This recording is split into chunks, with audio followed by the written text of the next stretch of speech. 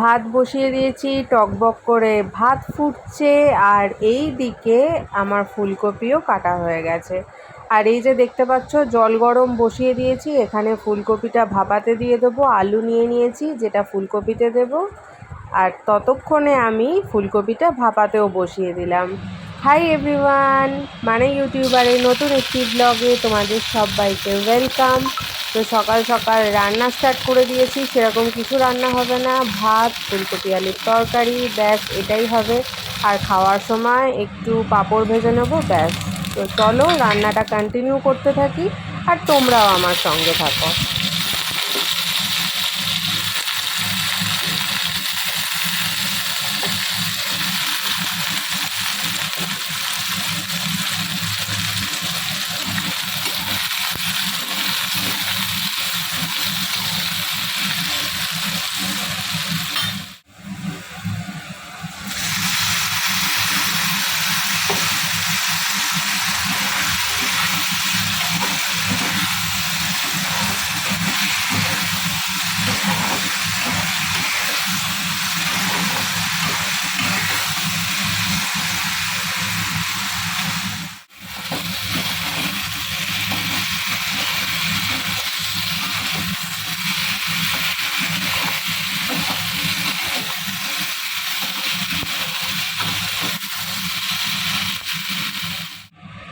এবার একটু কিছুক্ষণ সময় চাপা দিয়ে রাখবো, ব্যাস তাহলেই রেডি আমার ফুলকপি আলুর তরকারি।